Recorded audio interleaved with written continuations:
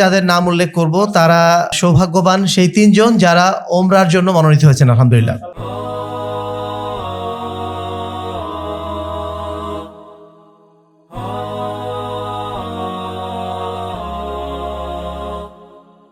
আমাদের বহুল কাঙ্ক্ষিত সেই ব্যক্তি যিনি প্রথম স্থান অধিকার করেছেন তার নাম আমরা উল্লেখ করব, জনাব মোহাম্মদ খায়রুল ইসলাম।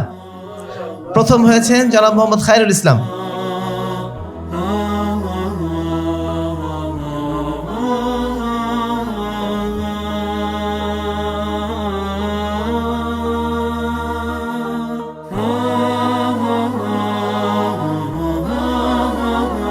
দ্বিতীয় হয়েছেন আমাদের একজন বোন শাকিলা জান্নাতি, তার বাবা এখানে উপস্থিত আছেন জনাব আমিনুল ইসলাম, সিরাজগঞ্জ থেকে। না, মাশাআল্লাহ।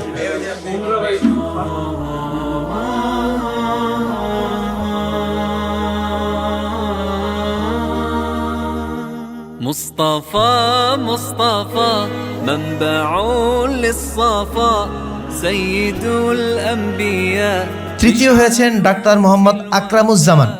كان في عطفه لليتامى دفاع مصطفى مصطفى منبع للصفا। ভাই আপনি কতবার পড়েছিলেন? 25-26।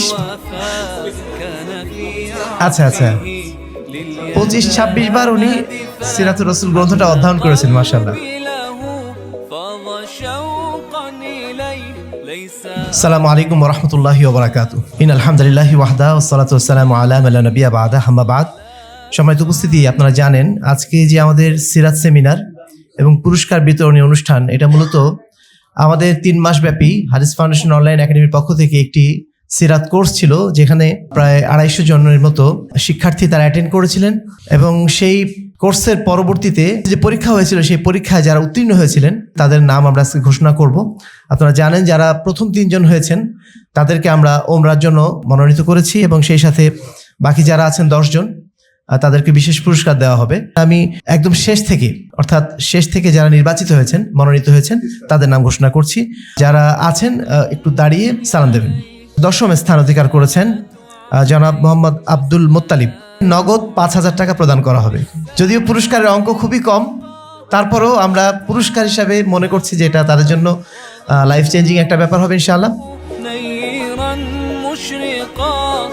9ম স্থান অধিকার করেছেন জনাব রাশিদুল হাসান রনি, গাইবান্ধা জেলা থেকে। সেলিনা আক্তার, যিনি 8ম হয়েছেন। সেলিনা আক্তার পক্ষে এসেছেন তার ভাই। আচ্ছা আচ্ছা, মাশাআল্লাহ। 7ম হয়েছেন শামীম আহমদ সবুজ। 6ষ্ঠ হয়েছেন মাহমুদ হাসান রব্বানি। 5ম হয়েছেন মারুফা খাতুন। 4র্থ হয়েছেন ফারজানা সিদ্দিকা, তার স্বামী এসেছেন রাফসানুজ্জামান খান। স্পেশাল পুরস্কার যারা, তাদের মধ্যে 3য় হালিমা সাদিয়া, তার স্বামী মোজাম্মেল হক উপস্থিত আছেন। বিশেষ পুরস্কার 2য় পেয়েছেন রিয়াজুল ইসলাম বরিশাল থেকে, মাশাআল্লাহ। 40 বার পাঠ করেছেন না? কতবার? 40 বার। সিরাতুর রাসূল বইটা উনি 40 বার অধ্যয়ন করেছেন, মাশাআল্লাহ। বিশেষ পুরস্কার যারা পেয়েছেন তাদের মধ্যে প্রথম হয়েছেন মোহাম্মদ আসাদুজ্জামান, সাতক্ষীরা আসাদুজ্জামান, মাশাআল্লাহ।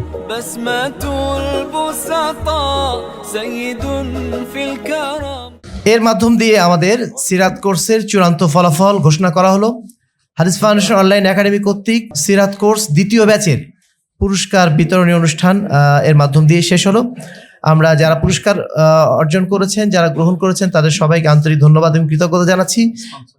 এবং যারা পুরস্কার পাননি তারাও নিঃসন্দেহে আমরা মনে করি তারাও সৌভাগ্যবান যে এই সুযোগে তারা অন্তত সিরাতুর রসুলের মতো একটি গ্রন্থ বা আল্লাহ রসুল সাল্লাল্লাহু আলাইহি ওয়াসাল্লামের সিরাতটা পাঠ করার তারা সুযোগ পেয়েছেন।